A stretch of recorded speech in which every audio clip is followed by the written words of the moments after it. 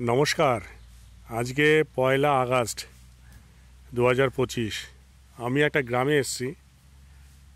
গ্রামে এক ভদ্রলোক বাঁশঝাড়ের কাছে, অর্থাৎ বাঁশ বন বলা যায়, বাঁশ বনের তলায় বসে বাঁশের কঞ্চি দিয়ে ঝুড়ি বানাচ্ছে।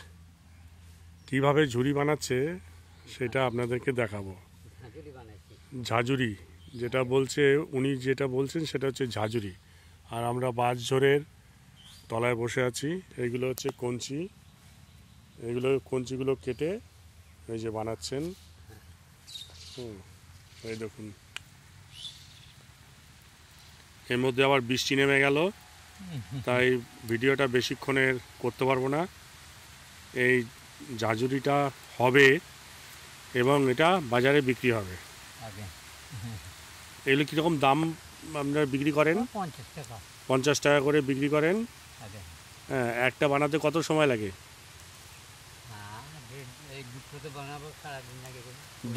দুটোতে সারাদিন লেগে যাবে।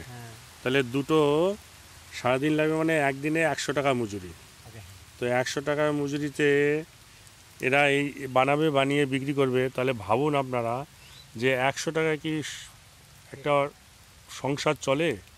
কিন্তু এরা এই 100 টাকা দিয়েই এই ঝুড়িগুলো বানাবে এবং বিক্রি করবে। তাই মানুষের রোজগার কোথায় গিয়ে দাঁড়িয়েছে। আমরা শুধু এটাই ভাবি যে মানুষ বোধহয় ভালো আছে। প্রকৃতপক্ষে কি মানুষ ভালো আছে? কিছু মানুষ ভালো আছে, কিন্তু সব মানুষ যে ভালো আছে সেটা নয়। আমরা গ্রামে গেলে বুঝতে পারি যে সব মানুষ কিন্তু ভালো নেই, তাদের রোজগার খুব কম। যারা পাইকারি নেবে তারা ওই 100 টাকাও দেবে না। যারা বলছেন যারা পাইকারি নেবে তারা 100 টাকাও দেবে না, তারা 40 টাকা করে দেবে। তাহলে এই যে কষ্ট, সারাদিনটা বসে বসে এখানে ঝুড়ি বানাবে আর পাবে কত? 40 টাকা করে 80 টাকা। 80 টাকায় সারাদিন একটা মানুষে কি করে চলে? এই যে দেখুন ঝুড়ি বানাচ্ছে, এটা হচ্ছে অসাধারণ শিল্প। এই অসাধারণ শিল্প মানুষ গ্রামে তুলে ধরে, কিন্তু তার পারিশ্রমিক পায় না।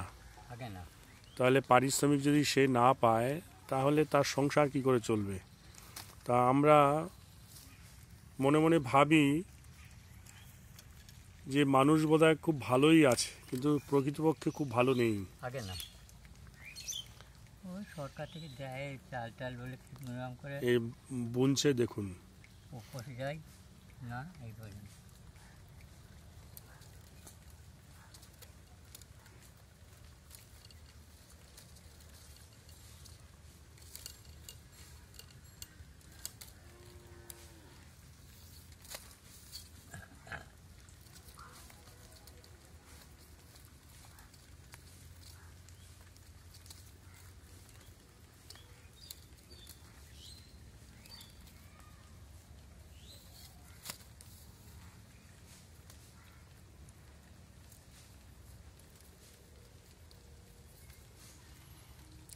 আনকাট ভিডিও আপনারা দেখুন।